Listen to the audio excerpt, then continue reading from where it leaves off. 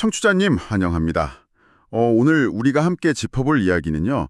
어쩌면 지금 당장 경영학 교과서의 한 챕터를 완전히 새로 써야 할지도 모르는 내용입니다. 네, 아주 파격적인 사례죠. 청취자님, 한번 상상해 보시겠어요? 다니시는 회사가 역대급 분기 실적을 기록하고 있습니다. 성장세는 그 어느 때보다 가파르고 이익은 문자 그대로 막 솟구치고 있는 거죠. 정말 축배를 들어야 할 순간이네요. 그렇죠. 그런데 그 가장 성공적인 순간에 갑자기 CEO가 전체 직원의 거의 절반을 해고하겠다고 발표한다면 믿으시겠습니까? 이게 상식적인 선에서는 선뜻 이해하기 힘든 굉장히 모순적인 상황이잖아요. 우리가 보통 대규모 구조조정이라는 단어를 들으면 반사적으로 떠올리는 이미지가 있거든요. 회사가 심각한 위기에 처했을 때 방어책으로 쓰는 거요? 맞아요. 적자를 면치 못할 때 생존을 위해 어쩔 수 없이 선택하는 최후의 수단이라는 이미지 말입니다. 하지만 오늘 우리가 해부해볼 자료, 바로 블럭. 과거에는 스퀘어라는 이름으로 더 친숙했던 기업이죠. 네네. 이 블럭의 2025년 4분기 주주서한을 텍스트 이면까지 자세히 들여다보면요. 이게 단순한 비용 절감을 위한 수동적인 조치가 아님을 명확히 알 수 있습니다. 네. 이번 심층 분석의 목표이자 미션이 바로 이 지점에 있습니다. 단기적인 실적 발표의 화려한 숫자들을 넘어서 기술 산업 전체의 패러다임을 뿌리째 흔들 수 있는 잭도시의 파격적인 선제적 조치. 그리고 그 배경이죠. 네, 그 결정을 가능하게 만든 인공지능 전략을 해독하는 겁니다. 바로 그겁니다.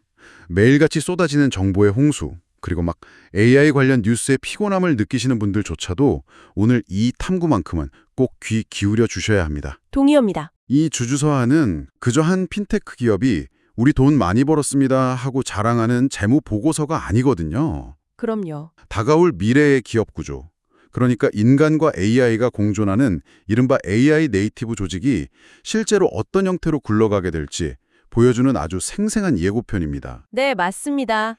자, 이 부분을 한번 파헤쳐보죠. 블록의 2025년 4분기 성적표는 그야말로 경이로운 그 자체입니다. 총이익이 전년 동기 대비 무려 24%나 증가했어요. 28억 7천만 달러를 기록했죠. 우리 돈으로 환산하면 수조 원에 달하는 엄청난 규모잖아요. 게다가 성장성과 수익성의 합이 40을 넘어야 한다는 소프트웨어 기업들의 꿈의 지표가 있죠. 이른바 40의 법칙, 룰 오브 40 말이죠. 네, 그것도 아주 가볍게 초과 달성했습니다. 실리콘밸리 어떤 기업이라도 이 정도 성적표를 받았다면 당장 대규모 파티를 열었을 겁니다. 직원들한테 보너스도 주고요. 제 말이 그겁니다. 그런데 서한에 가장 첫머리를 장식한 소식은 파티 초대장이 아니었습니다. 충격적인 선언이었죠. 1만 명 이상이던 직원을 6천 명 이하로 대폭 줄이겠다는 선언이요. 무려 4천 명 이상을 감축하는, 비율로 따지면 40%에 달하는 엄청난 인력 삭감입니다. 네, 맞아요. 재무지표는 하늘을 찌르는데 하루아침에 동료 4천 명이 짐을 싸야 하는 이 현실적인 간극. 이걸 도대체 어떻게 이해해야 할까요? 왜 굿이 지금 이런 칼을 빼든 걸까요? 그 질문에 답하기 위해서는요, 잭도시의 근본적인 경영 철학이 어떻게 변화했는지를 읽어내야 합니다. 그는 서한에서 아주 단호한 어조로 밝히고 있거든요. 지능형 도구, 즉 AI 기술의 발전이 회사를 세우고 운영하는 의미 자체를 근본적으로 바꿔놓았다고 말이죠. 단순히 사람을 줄이는 게 아니라 일하는 방식 자체가 바뀌었다는 거군요. 정확합니다. 이건 경영이 악화되어서 수동적으로 체급을 줄이는 다이어트가 아닙니다. 네네. 소규모 팀이 AI 도구를 적극적으로 활용할 때 과거 수만 명이 매달려야 했던 일보다 훨씬 더 빠르고 질 높은 업무가 가능해졌다는 실제 경험에 기반한 확신입니다. 직접 겪어보고 확신을 얻은 거네요. 맞습니다. 이를 바탕으로 회사의 근육을 완전히 새로 짜는 능동적 체질 개선을 단행한 것이죠. 비유를 해보자면 레이스에서 1등으로 달리고 있는 스포츠카가 단순히 엑셀을 더 밟아서 속도를 내는 게 아니라 다음 랩에서는 아예 하늘을 날아버리려고 주행 중에 엔진과 샤시를 통째로 뜯어고치는 것 같은 파격이네요. 아주 적절한 비유입니다. 그 스포츠카 비유의 한 가지를 더 보태자면 단순히 부품만 바꾸는 게 아니라 궁극적으로는 운전대 자체를 AI 인프라와 나누어 잡을 준비를 하는 겁니다. 운전대를 나눈다? 네. 잭도 씨는 서한에서 회사가 앞으로 집중할 4가지 핵심 영역을 아주 선명하게 제시하고 있습니다. 첫째, 고객 개개인의 역량을 극대화하는 것. 네. 둘째, 그 역량들을 자유롭게 조합하고 제공할 수 있는 유연한 인터페이스를 구축하는 것. 셋째, 실시간 데이터와 고객에 대한 깊은 이해를 바탕으로 한 선제적 지능. 선제적 지능이요? 네. 그리고 마지막으로 이 모든 회사 운영 전체를 뒤에서 조율하는 거대한 지능형 모델입니다. 한마디로 군사를 빼서 더 작고 더 빠르고 뼛속까지 AI 네이티브인 조직으로 다시 태어나겠다는 과감한 선언이죠. 여기서 정말 흥미로운 점은요. 이런 거대한 철학적 변화가 단순히 경영진의 머릿속에만 있는 게 아니라는 겁니다. 이미 그들의 핵심 서비스에 아주 깊숙하고 치밀하게 스며들고 있다는 사실이죠. 맞아요. 소비자 서비스에서 확연히 드러나죠. 블로그의 핵심 소비자 서비스인 캐시앱의 무서운 진화를 보면 그 실체가 명확해집니다. 청취자님, 캐시앱의 월간 활성 사용자가 무려 5,900만 명에 달한다는 사실 알고 계셨나요? 어마어마한 숫자죠. 과거에는 그냥 친구들끼리 피자 먹고 밥값 더치페이 할 때나 쓰는 가볍고 단순한 송금 앱이라는 이미지가 강했잖아요. 그런데 이제는 그 단계를 완전히 벗어나서 거대한 하나의 금융 생태계로 변모했습니다. 캐시앱의 진화를 이해하려면 주주 서한에 등장하는 아주 중요한 개념 하나를 짚고 넘어가야 합니다. 바로 주거래 은행 활성 사용자, 줄여서 PBA라는 지표입니다. 주거래 은행 활성 사용자요. 네, 쉽게 말해서 캐시앱을 그냥 가끔 돈 보낼 때만 켜는 게 아니라는 뜻입니다. 본인의 월급을 캐시앱 계좌 입금받고 그걸로 매달 공과금을 내고 일상적인 결제를 하는 등 사실상의 메인 은행처럼 사용하는 핵심 고객층을 의미합니다. 아, 찐 단골 고객이네요. 그렇죠. 12월 기준으로 이 PBA야 930만 명을 기록했습니다. 전년 대비 22%나 성장한 수치죠. 전체 5,900만 명에 비하면 조금 작아 보이기도 하는데요. 그렇게 보일 수 있죠. 하지만 회사의 수익 관점에서는 절대 그렇지 않습니다. 왜냐하면 이 PBA 고객 한 명이 일반적인 송금 사용자보다 무려 10배나 많은 총이익을 창출하기 때문입니다. 10배요? 와, 충성 고객 한 명의 파급력이 정말 어마어마하네요. 블로그 입장에서는 이 핵심 고객층을 한 명이라도 더 끌어들이기 위해 사활을 걸 수밖에 없겠군요. 당연하죠. 그래서 나온 게 캐시앱 그린이라는 프로그램이잖아요. 저는 이 전략의 타겟층을 설정한 방식이 현재 시대의 변화를 아주 날카롭게 포착했다고 봅니다. 그들은 이 타겟을 현대의 소득자라고 부르더군요. 아주 중요한 포인트입니다. 전통적인 은행들은 보통 평일 오전 9시부터 오후 5시까지 일하고 매달 정해진 날짜에 고정된 월급을 받는 직장인들의 모델로 시스템을 구축해 왔잖아요. 네, 기존의 우량 고객들이죠. 하지만 캐시앱이 겨냥한 현대의 소득자는 다릅니다. 프리랜서, 배달 플랫폼 등을 이용하는 기워커, 교대 근무를 하는 시간제 근로자처럼 다변화되고 불규칙한 소득을 얻는 사람들이죠. 요즘 정말 많아진 형태의 근로자들이네요. 맞습니다. 서한에 따르면 이들을 대상으로 하는 타겟 시장 규모, 즉 TM이 미국 내에서만 무려 1억 2,500만 명에 달한다고 합니다. 1억 2,500만 명이요? 네. 사실상 기존 대형은행들이 수익성이 낮다며 방치했던 거대한 새로운 금융 소외계층의 지갑을 캐시앱이 통째로 흡수하고 있는 셈입니다. 잠재 고객 풀이 있다는 건 정말 엄청난 기회네요. 그런데 이 현대의 소득자들이 가진 가장 큰 재무적 특징이자 고충은 소득 주기가 불규칙하다는 거잖아요. 그렇죠. 현금 흐름이 일정하지 않으니까요. 이번 주에는 수입이 적은데 당장 내일 모레 집세를 내야 한다거나 하는 식으로 단기적인 자금 융통이 필요한 순간이 너무 많죠. 그래서 대출 서비스에 대한 수요가 폭발할 수밖에 없는 구조고요. 정확합니다. 실제로 이번 분기 캐시앱의 데이터를 보면 소비자 대출 부문이 전년 동기 대비 69%나 성장했습니다. 그중에서도 단기 자금을 소액으로 빌려주는 캐시앱 빌리기 기능의 대출액은 무려 223%나 급증했어요. 여기서 바로 블록 경영진이 직면했을 딜레마를 생각해 볼 수 있습니다. 대출 볼륨이 223%나 급증했다. 전통적인 금융의 시각으로 보면 이건 엄청난 적신호입니다. 맞아요. 저도 그 숫자를 보면서 성장도 좋지만 이거 나중에 부실 터지면 회사가 휘청거리는 거 아닌가? 하는 생각이 제일 먼저 들었거든요. 소득이 불규칙한 고객층이니까요. 당연한 우려죠. 이렇게 빠르게 대출을 늘려주면 연체나 파산 같은 부실 리스크가 눈덩이처럼 커지기 마련이니까요. 그런데 이 대목에서 블록이 그토록 목소리 높여 강조하던 AI가 등판해서 문제를 해결해버립니다.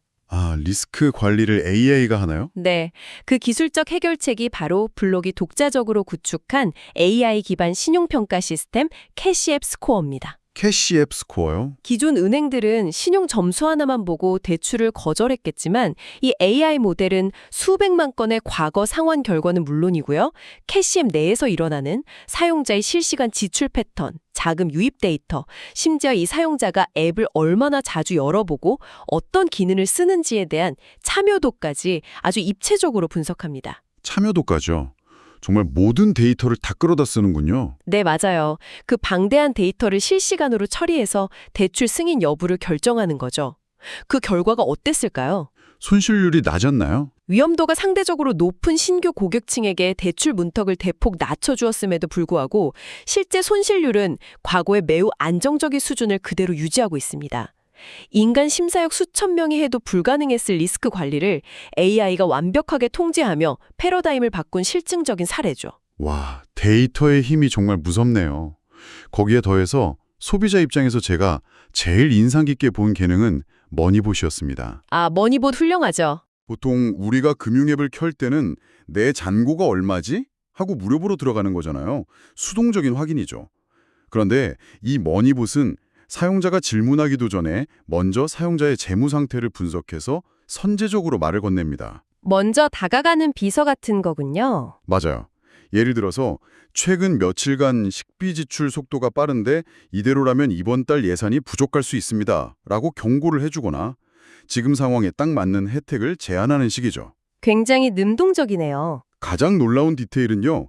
테스트 결과 사용자의 무려 70%가 이 머니봇이 먼저 제안한 프롬프트를 클릭하고 행동을 취했다는 겁니다. 이건 그냥 챗봇이 아니라 내 스마트폰 안에 나를 완벽하게 파악하고 있는 똑똑한 개인 재무비서가 들어앉아 있는 느낌일 것 같아요. 앞서 우리가 블록이 집중하겠다고 선언한 4가지 핵심 영역을 이야기했었죠. 이 머니봇 사례야 말고 그중 선제적 지능이 실제 제품으로 어떻게 구현되는지를 보여주는 가장 완벽한 예시입니다. 아, 아까 말씀하신 선제적 지능이 바로 이거군요. 네. 과거의 소프트웨어가 사용자의 명령을 수동적으로 기다리는 도구였다면 블럭이 그리는 AI 네이티브 인터페이스의 미래는 실시간 데이터베이스를 바탕으로 사용자가 필요성을 느끼기도 전에 먼저 답과 최적의 행동을 제시하는 능동적인 동반자입니다. 정치자님, 자, 이쯤 되면 이런 의문이 드실 수도 있습니다. 그래, 앱에서 개인 소비자들 편하게 해주는 건 알겠는데 이게 진짜 실물 경제에서도 통하는 얘긴가? 충분히 가질 수 있는 의문이죠. 이 의문을 풀기 위해 결제 단말기 하나로 세상을 바꿨던 스퀘어 부문으로 화제를 돌려보겠습니다. 소비자들의 지갑을 장악한 캐시앱 반대편에는 그 돈을 받아내는 소상공인들의 카운터가 있죠? 판매자 측면이죠. 네, 스퀘어 역시 이번 분기 성적이 대단히 눈부십니다. 총 결제액이 650억 달러를 기록하며 전년 대비 10% 성장했습니다. 특히 주목해야 할 지표는 새롭게 유치한 고객들로부터 발생한 신규 판매액인데요.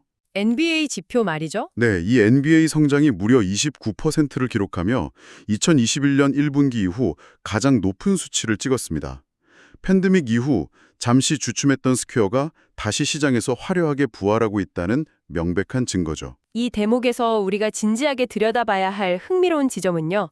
스퀘어가 어떻게 이 복잡하고 난해해 보이는 첨단 AI 기술을 동네 카페나 레스토랑 사장님들의 고되고 바쁜 일상 속으로 아주 자연스럽게 거의 눈치채지 못할 정도로 부드럽게 침투시켰는가 하는 점입니다. 맞아요. 사장님들은 바빠서 새로운 기술 배울 시간도 없잖아요. 그렇죠. 스퀘어는 더 이상 단순히 신용카드를 긁고 끝나는 하얀색 결제 단말기나 파는 회사가 아닙니다. 사장님들이 매일 확인하는 스퀘어 대시보드, 그 자체에 강력한 AI를 내장해버렸죠. 서한을 읽으면서 그 부분이 정말 와닿았습니다. 아주 생생한 사례가 하나 등장하잖아요. 네, 라이언 사장님 사례죠. 맞아요. 컴포터블리 시크라는 이름의 부티크 매장을 운영하는 라이언 헤스터 사장님의 이야기입니다. 이분은 무려 6개의 매장을 동시에 운영하고 있는데 몸이 10개라도 모자랄 판이죠. 매장 6개면 정말 쉴 틈이 없겠네요. 그런데 스퀘어 AI가 매일매일 메뉴 판매량, 직원들의 인력 배치 효율, 그리고 고객들의 행동 데이터를 실시간으로 씹어먹고 분석해줍니다. 그러다 어느 날 AI가 이렇게 제안하는 거예요. 어떤 제안을 하죠? 사장님, 데이터를 보니 단골 손님들이 특정 요일, 특정 시간대에 쇼핑을 몰아서 하네요. 이때 다른 지점과 연계해서 타임세일이나 교차 마케팅 캠페인을 해보는 게 어떨까요? 하고요. 와, 데이터 분석가가 옆에 있는 거네요. 네. 그리고 라이언 사장님은 복잡한 설정 없이 몇 번의 클릭만으로 이 마케팅 캠페인을 실행에 옮길 수 있습니다. AI가 그저 뉴스에나 나오는 트렌디한 허상의 기술이 아니라 오늘 당장 소상공인의 호주머니를 불려주는 실질적인 매출 증대 무기가 된 겁니다. 그 사례가 보여주는 본질적인 가치는 시간과 데이터의 압축입니다. 과거에는 마케팅 전문가를 고용하거나 사장님이 밤을 새워가며 엑셀 파일을 돌려야 알 수 있었던 인사이트를 AI가 실시간으로 떠먹여주는 구조가 된 거죠. 떠먹여준다는 표현이 딱 맞네요. 그리고 이러한 기술적, 소프트웨어적 우위는 대형 우량 고객을 유치하는 영업 현장에서 압도적인 경쟁력으로 직결됩니다. 이번 서한에서 가장 돋보이는 숫자 중 하나가 영업 인력이 직접 발로 뛰어서 유치한 영업 주도 신규 판매액이 무려 62%나 성장했다는 사실입니다. 62% 성장이면 회사가 당초 목표로 잡았던 40%를 훌쩍 뛰어넘은 말 그대로 서프라이즈네요. 서한에 보면 스퀘어를 새롭게 선택한 아주 굵직한 고객들의 이름도 나와 있습니다. 무려 45개의 매장과 22개의 드라이브 스루를 운영하는 거대한 스페셜티 커피 브랜드 세븐리브스. 네. 그리고 로스앤젤레스에서 제임스 비어드상을 수상할 정도로 유명한 고급 레스토랑 아나작 타이가 그 주인공이죠. 이 패스트푸드 프랜차이즈와 최고급 파인다이닝이라는 완전히 결이 다른 두 요식업계 강자들이 스퀘어를 고른 이유는 단 1%의 결제 수수료를 아끼기 위해서가 아니었습니다. 결제 수수료 인하는 사실 누구나 따라할 수 있는 1차원적인 경쟁이죠. 그들이 스퀘어 생태계로 들어온 진짜 이유는 소프트웨어의 연결성과 편리함 때문입니다. 아까 말씀하신 그 대시보드 같은 거요? 맞습니다. 서버들이 들고 다니는 직관적인 핸드헬드 기기, 주방과 홀의 주문을 완벽하게 동기화해주는 강력한 레스토랑 전용 소프트웨어, 거기에 오픈 테이블 같은 대형 예약 플랫폼과의 매끄러운 연동성까지. 스퀘어는 단순히 돈을 받는 기계가 아니라 매장 운영 전체를 통제하는 운영체제를 제공한 것입니다. 그 결과가 숫자로도 뚜렷하게 나타났습니다. 이번 분기 식음료 부문이 엄청난 강세를 보이면서 총 결제액이 16%나 성장했어요. 네네. 게다가 기존 고객이 이탈하는 비율, 즉 이탈률은 2019년 이후 최저 수준으로 뚝 떨어졌습니다.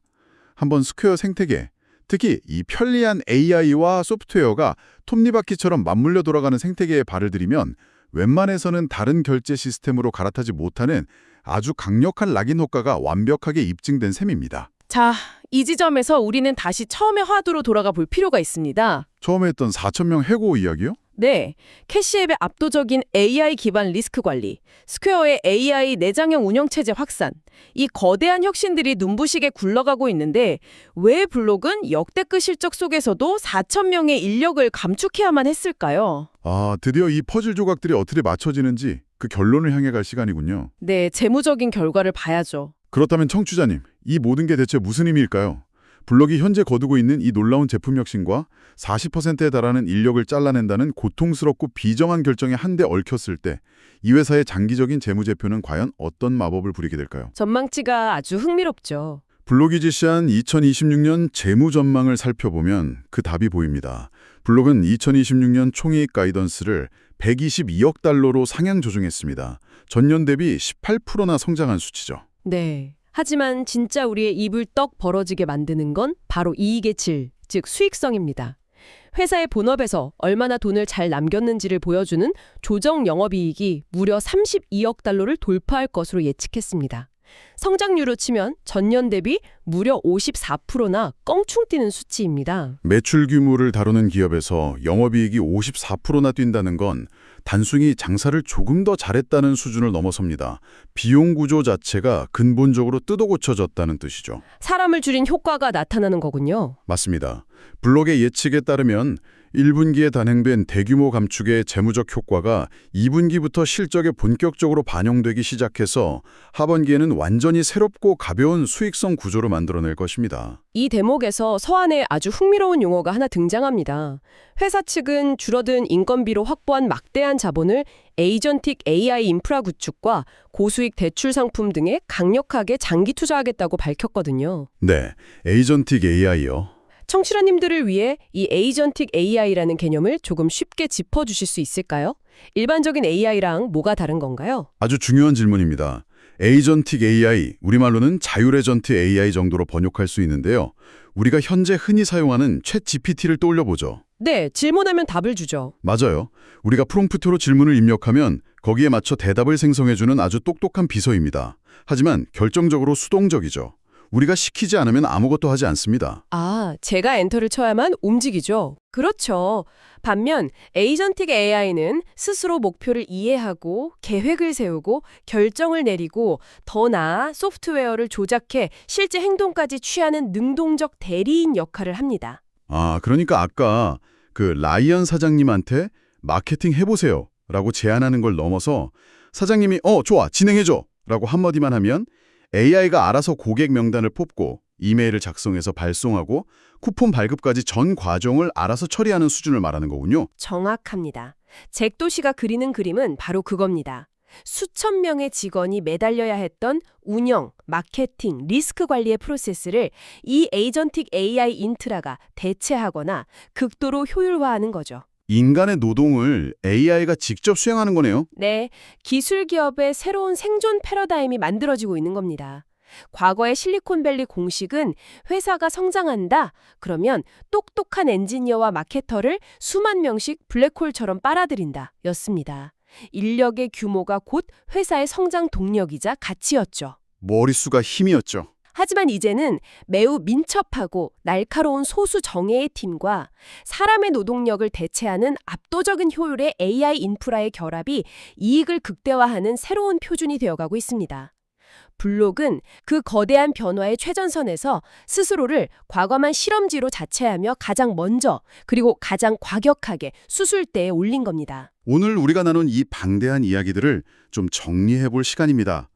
청취자님, 오늘 우리는 그저 요즘 잘 나가는 핀테크 회사의 분기 실적이 얼마나 좋았는지를 요약해 드린 게 아닙니다. 결코 단순한 실적 리뷰가 아니었죠. 회사가 역대 최고의 실적을 내고 있는 가장 성장판이 활짝 열린 순간에 AI 기술의 진보를 이유로 전체 조직의 절반을 과감하게 잘라내는 완전히 새로운 형태의 기업 경영. 어찌 보면 인간의 입장에서는 너무나 냉혹하지만 자본과 기술의 논리에서는 어쩌면 필연적인 새로운 경영의 막이 올랐음을 확인했습니다. 이 현상은 단지 실리콘밸리에 있는 잘 나가는 기술 기업들만의 특별한 사연으로 끝나지 않을 것입니다.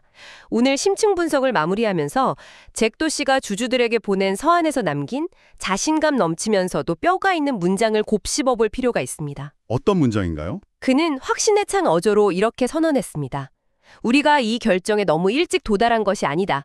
오히려 다른 대부분의 기업이 늦은 것이다. 나는 내년 안에는 대다수의 기업이 결국 우리와 똑같은 결론에 도달하고 비슷한 구조적 변화를 시도하게 될 것이라고 믿는다. 라고요? 와, 정말 도발적이면서도 한편으로는 당장 내 일자리를 생각하면 등골이 서늘해지는 무서운 선언이네요. 지금 이 방송을 듣고 계신 청취자님께 마지막으로 묵직한 질문을 하나 던지고 싶습니다. 과연 잭도 씨와 블록의 이 파격적이고 비정한 결정은 다가올 AI 시대의 기업 구조를 완벽하게 선점한 천재적인 한 수로 평가받게 될까요? 아니면 거대한 기업을 움직이는 가장 핵심적인 본질, 즉 인적 자원의 가치와 잠재력을 지나치게 과소평가하여 결국 조직의 창의성을 갉아먹은 위험한 도박으로 역사에 기록될까요? 그리고 그 질문의 끝은 결국 청취자님 자신을 향하게 됩니다.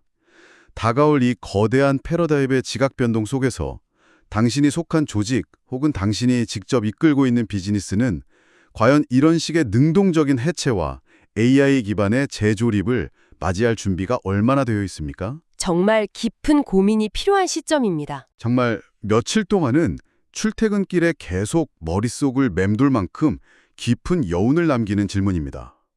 오늘의 심층 분석이 청취자님의 비즈니스 통찰력과 다가올 미래를 꿰뚫어보는 시야를 한 뼘 더 넓히는 데 의미 있는 단서가 되었기를 바랍니다. 끝까지 들어주셔서 감사합니다. 이렇게 복잡하고도 무게감 있는 주제를 끝까지 함께 탐구해 주셔서 진심으로 감사드립니다. 스스로에게 그리고 조직에게 던져볼 만한 서늘하지만 중요한 생각거리를 남기면서 오늘의 탐구는 여기서 자연스럽게 마무리하겠습니다. 항상 깨어있는 지식으로 세상의 변화를 읽어내는 청취자님, 감사합니다.